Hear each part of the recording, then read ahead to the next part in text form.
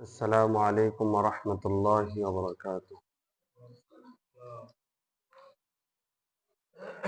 الحمد لله الحمد لله نحمده ونستعينه ونستغفره ونؤمن به ونتوكل عليه ونعوذ بالله من شرور أنفسنا ومن سيئات أعمالنا.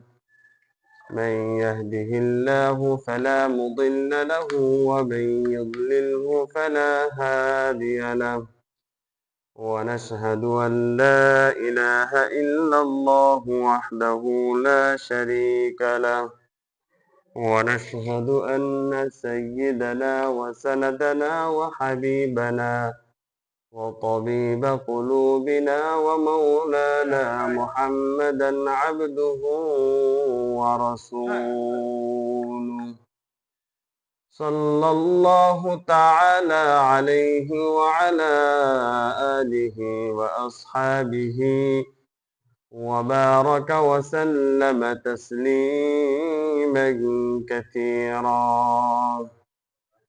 أما بعد فقد قال الله تعالى في كلامه المجيد وفرقانه الحميد: أعوذ بالله من الشيطان الرجيم. بسم الله الرحمن الرحيم.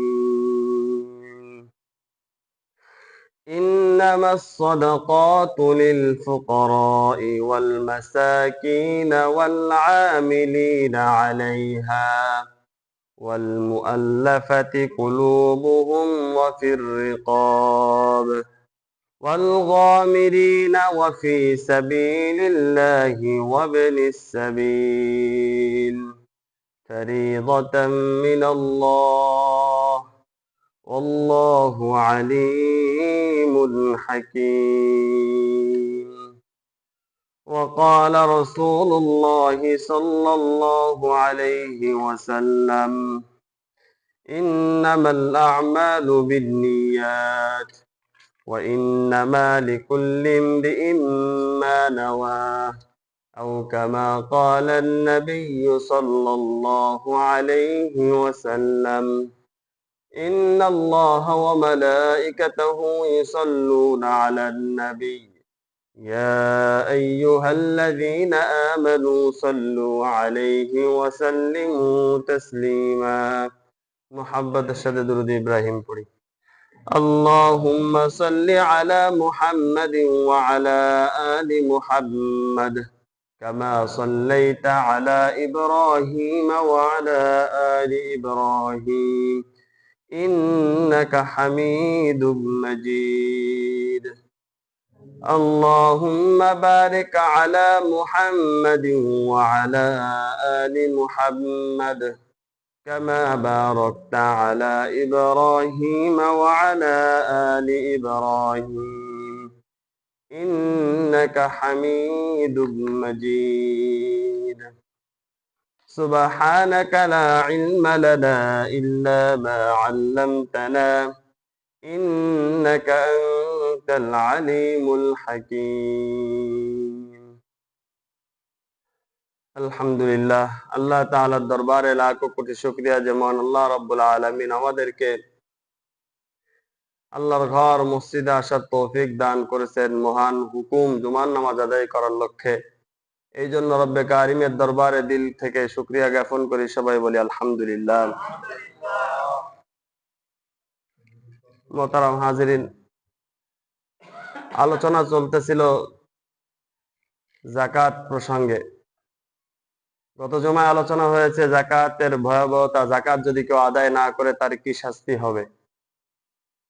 এই জুমায় আমরা আলোচনা শুনব কাদেরকে যাকাত ও দান সৎকা করা যাবে আর কাদেরকে যাকাত এবং দান সৎকা করা যাবে না, এবং দান সৎকা করার জন্য কি কি নীতিমালা আছে, কোরআন হাদিস কি কি দিক নির্দেশনা দেয়, কিভাবে দান করলে আমার দানটা কবুল হবে, এই যে এই প্রসঙ্গে কি নীতিমালা কোরআন হাদিসে আছে, এই প্রসঙ্গে আজকে আমরা জানবো।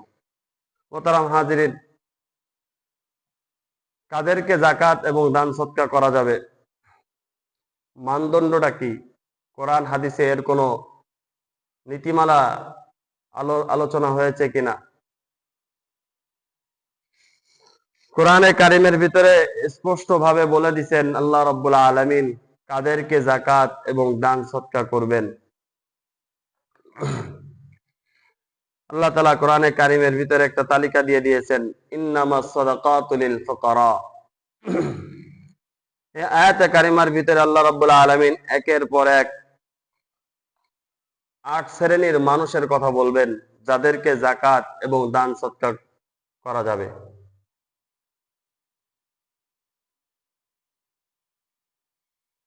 এক নম্বরে আল্লাহ তাআলা কোরআনে কারিমের ভিতরে বলেন লিল ফুকারা, দান সৎকার করবেন, যাকাত প্রদান করবেন। এক নম্বর যারা প্রথম শ্রেণীতে আছে তাদের নাম হলো গরিব, যাদের সম্পদ আছে কিন্তু নিসাব পরিমাণ নেই। সম্পদ আছে কিন্তু নিসাব পরিমাণ নেই। নিসাব পরিমাণ নেই মানে যতটুকু সম্পদ থাকলে যাকাত ওয়াজিব হয় অতটুকু সম্পদ তার কাছে নাই। সে দিন আনে দিন খায়, বা 2-4 হাজার, 5 হাজার টাকা, 10 হাজার, 12 হাজার টাকা তার কাছে আছে। এই শ্রেণীর মানুষ, এরা হচ্ছে গরিব। এদেরকে আপনি যাকাত প্রদান করতে পারবেন। দ্বিতীয় শ্রেণীতে আল্লাহ তাআলা কোরআনে কারিমের ভিতরে বলেন অল মাসাকিন, মিসকিন। গরিব আর মিসকিন, গরিব যার সম্পদ আছে কিন্তু নিসাব পরিমাণ নেই, আর মিসকিন বলা হয় যার কোনো সম্পদই নেই, ভাঙ্গা ঘরের ভিতরে থাকে, ফুটপাতে থাকে, রাস্তাঘাটে ঘোরাঘুরি করে, এদেরকে মিসকিন বলে, যার কোনো সম্পদই নাই। আর গরিব যার নিসাব পরিমাণ সম্পদ নেই, গরিব মিসকিন। এই গরিবদেরকেও আল্লাহ তাআলা যাকাত সদকা দান সদকা দেওয়ার কথা বলেছেন। মিসকিন যাদের মোটেও সম্পদ নেই তাদেরকে দেওয়ার কথা বলেছেন। এরপর আল্লাহ তাআলা বলেন ওয়াল আমিলিনা আলাইহা, ইসলামী রাষ্ট্রের রাষ্ট্রীয় কোষাগারের জন্য শরিয়াত নির্দিষ্ট যাকাত আদায়কারীকে আমেল বলে। ওয়াল আমিলিন, যারা যাকাত উসুল করে। আমাদের বাংলাদেশে যাকাত উসুল করার জন্য সরকারি পক্ষ থেকে, রাষ্ট্রের পক্ষ থেকে কোনো নির্ধারিত ব্যক্তি নেই। কিন্তু যে সমস্ত ইসলামী রাষ্ট্রের ভিতরে যাকাত উসুল করার জন্য কোনো দায়িত্বশীল যদি রাষ্ট্রের পক্ষ থেকে নির্ধারণ করা থাকে, তাহলে ওই ব্যক্তিকে যাকাতের মাল দেওয়া যাবে। এদেরকে কোরআনের ভাষায় আমেল বলে। আল্লাহ তাআলা কোরআনের কারিমের ভিতরে বলেন আল আমিলিনা আলাইহা, যারা যাকাত উসুল করে তাদেরকে। 4 নম্বর ওয়াল মুআল্লাফাতি কুলুবুহুম, নব মুসলিম যারা আছে তাদেরকে ইসলামের প্রতি ধাপিত করার জন্য, ইসলামের প্রতি মহাব্বত বাড়ানোর জন্য তাদেরকে এই যাকাত প্রদান করা হয় উৎসাহমূলক। এটা রাসূল আকরাম সাল্লাল্লাহু আলাইহি ওয়াসাল্লামের জামানায় ছিল। কারণ ওই সময় মানুষ নতুন নতুন করে মুসলমান হচ্ছিল, আর আগে তারা কাফের ছিল, শিরিক, মূর্তি পূজা এগুলো অনুসারী করতেছিল। পরে ওখান থেকে আল্লাহ রাসূল সাল্লাল্লাহু আলাইহি ওয়াসাল্লাম তাদেরকে দাওয়াতের মাধ্যমে ইসলামের ভিতরে দীক্ষিত করার পর আল্লাহ রাসূল সাল্লাল্লাহু আলাইহি ওয়াসাল্লাম তাদের জন্য একটা অংশ রাখলেন। বাইতুল মাল থেকে তাদের একটা প্রাপ্য দেওয়ার ঘোষণা দিলেন, যাতে ইসলামের প্রতি তাদের একটা আগ্রহ জন্মায়, মুহাব্বত সৃষ্টি হয়।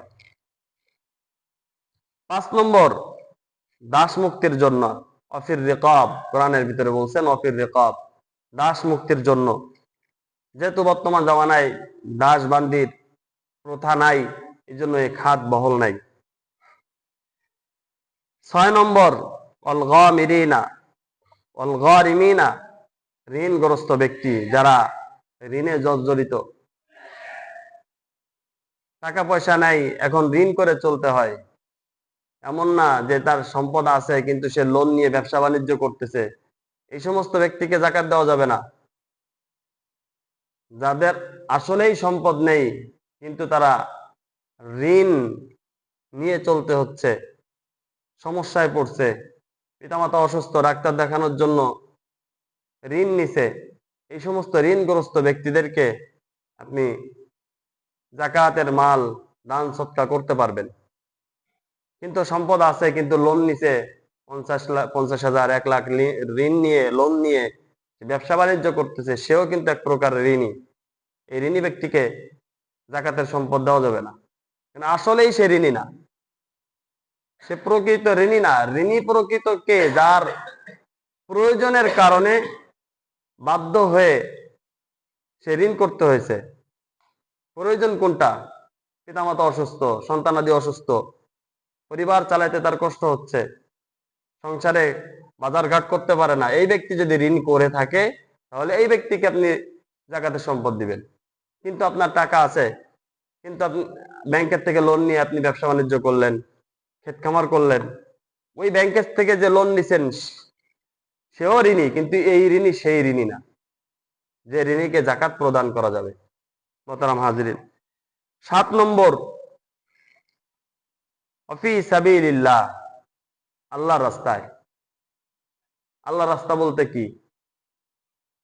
আল্লাহ রাস্তা বলতে সর্বপ্রথম যেটা বলেন মুফাসসিরিন ইকরাম বলেন, জিহাদের ময়দানে যারা যুদ্ধ করে, মুজাহিদ, তাদেরকে ব্যয় করা, তাদের পিছনে ব্যয় করা, তাদের যে ফান্ড আছে ওই ফান্ডে সম্পদ দেওয়া। তাদের অস্ত্র কিনতে হয়, তাদের যুদ্ধে যাওয়ার জন্য অনেক সামগ্রী কিনতে হয়, এই জন্য তাদেরকে জাকাতের সম্পদ দেওয়া। আল্লাহ রসুলের জামানা এরকম কাফেরদের সাথে যুদ্ধ হইতো, তখন বাইতুল মাল থেকে ওই মুজাহিদদের জন্য, যারা যুদ্ধে অংশগ্রহণ করে তাদের জন্য একটা অংশ রেখেছিলেন। এছাড়াও যারা হজের সফরে যায় তাদেরকেও আপনি দিতে পারবেন। হজের সফর এটা আল্লাহর রাস্তা, মসজিদ মাদ্রাসা, মসজিদ না সরি আল্লাহ, এই মাদ্রাসা এতিমখানা যেগুলো আছে এগুলা। এরপরে এলমে দ্বীন যারা অর্জন করে তাদেরকেও আপনি জাকাতের সম্পদ দিতে পারবেন। 7 নম্বর গেল। 8 নম্বর, সফররত অবস্থায় যারা আছে, অবনিস সাবিল, যারা সফর অবস্থায় আছে,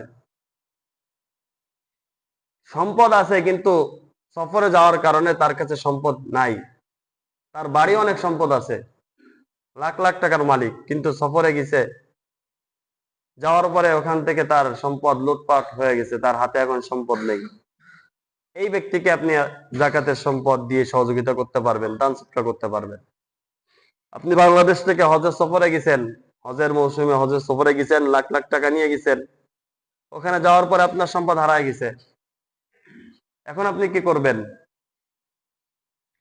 এই মুহূর্তে আপনাকে যদি কেউ জাকাতের সম্পদ দেয় আপনি নিতে পারবেন। কোরআনে কারিমের ভিতরে আল্লাহ তাআলা ওই সফররত অবস্থায় যে ব্যক্তির সম্পদ নাই ওই ব্যক্তিকেও জাকাতের সম্পদ দেওয়ার খাত আল্লাহ তাআলা কোরআনে কারিমের ভিতরে বয়ান করে দিচ্ছেন। ওই ব্যক্তি কিন্তু আসলেই গরিব না, ধন সম্পদ আছে বাড়িতে, কিন্তু সফরে থাকাকালীন তার সম্পদ লুটপাট হয়ে গেছে বা কোনো একটা ক্ষতি হয়ে গেছে বা তার সফরের টাকা শেষ হয়ে গেছে, এই ব্যক্তিকে জাকাত দেওয়া যাবে। কোরআনে কারিমের ভিতরে এই 8 শ্রেণীর মানুষকে জাকাত এবং দান সৎকা দেওয়ার কথা বলা হয়েছে। এই 8 শ্রেণীর মানুষ যারা আছে এদেরকে আপনি খুঁজে খুঁজে জাকাতের সম্পদ, আপনার মালের যে দান সৎকা, এটা আপনি খুঁজে খুঁজে দিবেন। এমন না হয় যে আপনার দান করতে মনে চাইছে, একজনকে আপনি দিয়ে দিলেন এমন একজন ব্যক্তিকে যে বিড়ি সিগারেট খেয়ে বেড়ায়, যে গান বাজনা করে বেড়ায়, যে অন্যায় কাজ করে বেড়ায়, তাকে আপনি দিয়ে দিলেন, এমন যেন না হয়।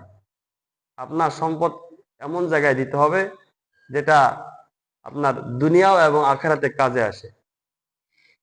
কাদেরকে আপনি জাকাত দিতে পারবেন না? জাকাত আপনি দান সৎকা জাকাত কাদেরকে দিতে পারবেন না? দান সৎকা যদিও আপনি সবাইকে দিতে পারবেন ঠিকই, কিন্তু আল্লাহ তাআলার যে মহান হুকুম জাকাত আদায় করা, সম্পদের মালিক হইলে, নিসাব পরিমাণ সম্পদের মালিক হইলে যে জাকাত প্রদান করা, এটা আপনি সব জায়গায় দিতে পারবেন না। এটা দেওয়ার জন্য কিছু মাসালা আমাদেরকে জানতে হয়।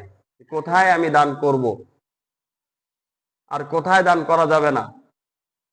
যেহেতু দান জাকাতের সম্পদ কোথায় দিতে পারবেন এই ৮ শ্রেণী জানতে পারছেন, তো বাকি যে খাতগুলো আছে এই সমস্ত খাতে আপনি জাকাতের সম্পদ দিতে পারবেন না। আপনি চাইলে সহযোগিতার হাত বাড়াইতে পারেন, কিন্তু জাকাতের টাকা আপনি দিতে পারবেন না। এমন কিছু খাত আছে। মসজিদ নির্মাণ, মসজিদ নির্মাণের ক্ষেত্রে আপনি জাকাতের টাকা দিতে পারবেন না। কারণ জাকাতের টাকা বা জাকাত আদায় করার জন্য মৌলিক একটা উসুল হলো, নীতি হলো যে কাউকে মালিক বানায় দেওয়া। আপনি মসজিদে দিলেন, মসজিদের মালিককে? মসজিদের মালিক দুনিয়ার কোনো মানুষ নাই। আপনি জাকাতের টাকা এখানে দিবেন, আপনার জাকাত আদায় হবে না, ওটা নফল সদকা হিসেবে হয়ে যাবে। কিন্তু যে ব্যক্তি দিল তার জাকাত আদায় হবে না, সে তাকে আবার পুনরায় জাকাত দিতে হবে। মসজিদ নির্মাণের কাজে জাকাতের টাকা দেওয়া যাবে না। রাস্তাঘাট নির্মাণের জন্য আপনি আপনার জাকাতের টাকা দিয়ে দিলেন, হবে না। আপনাকে যদি রাস্তাঘাটে দিতে হয় সেক্ষেত্রে একটা কৌশল অবলম্বন করতে পারেন, কিন্তু এই কৌশল অবলম্বন করতে যেও দেখা যাবে সমস্যা আসবে। আপনি একজনকে গরিব একজনকে দিয়ে বলবেন যে এই টাকাটা রাস্তাঘাটে দিয়ে দিও, এই কৌশল অবলম্বন করে আপনি পারবেন না। কারণ ওই যাকে আপনি জাকাতের টাকা দিবেন সে ওই টাকার মালিক। সে এখন ওই টাকা দান করবে না খাবে না জমাবে, তার ব্যক্তিগত ইচ্ছা। আপনি নিজেও এই কাজ করে দিতে পারবেন না যে আপনি একজন গরিবকে, তার প্রয়োজন এখন টাকা, আপনি তাকে বললেন যে ঠিক আছে আপনার দুপুরের খানা আমি ব্যবস্থা করতেছি।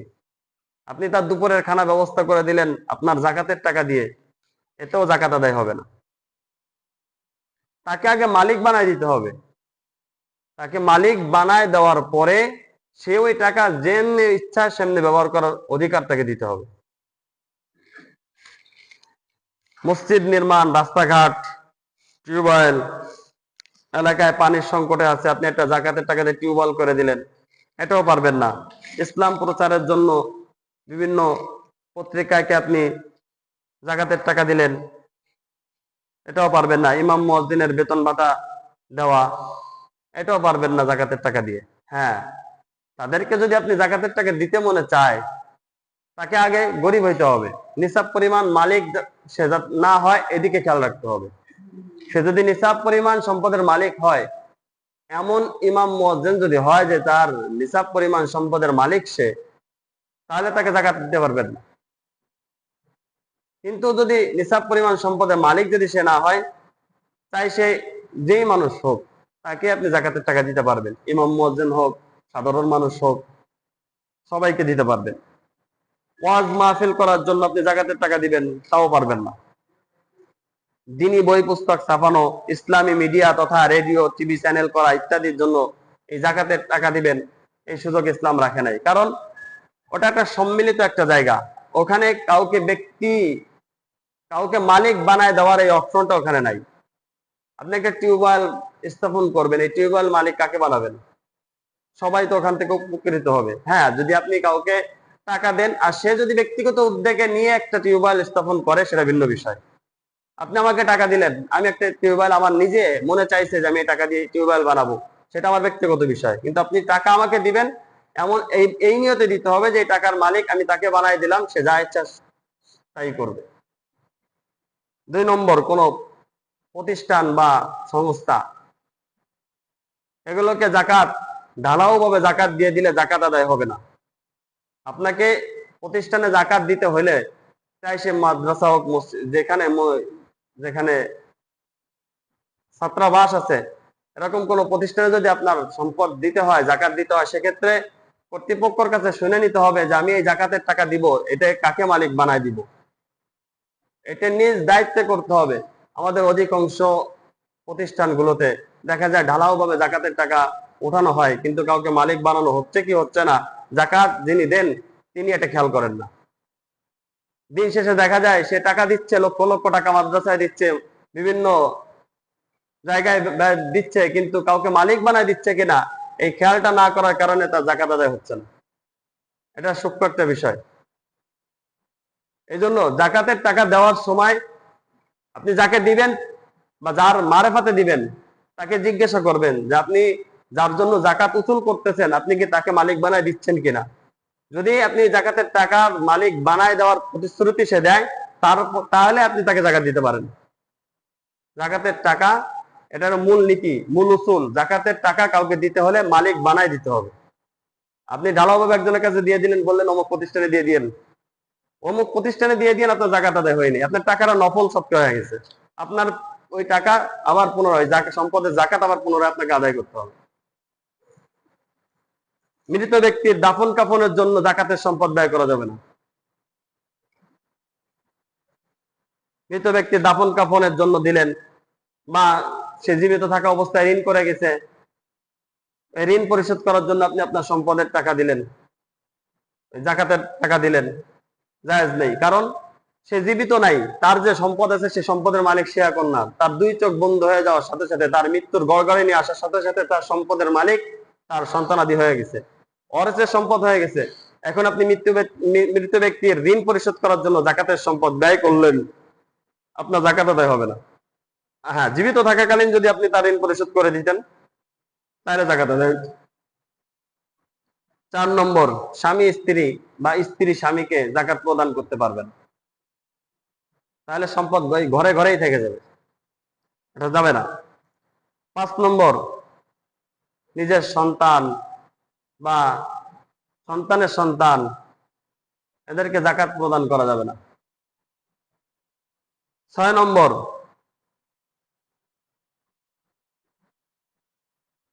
হাশেমি বংশের লোক, এটা রাসূল আকরাম সাল্লাল্লাহু আলাইহি সাল্লামের বংশধর যারা ছিলেন হাশেমি, এই হাশেমি বংশের লোকদেরকে কাউকে জাকাত প্রদান করা যাবে না, যদিও তারা অভাবী হয়, তারপরেও তাদেরকে জাকাত প্রদান করা যাবে না। মোট কথা, জাকাতের যে হকদার যারা, যে 8 শ্রেণীর মানুষের কথা বলা হয়েছে, তাদেরকে আপনি খুঁজে খুঁজে তাদেরকে মালিক বানায় দিবেন। যদি মালিক বানায় না দেন তাহলে আপনার সম্পদের জাকাত আদায় হবে না।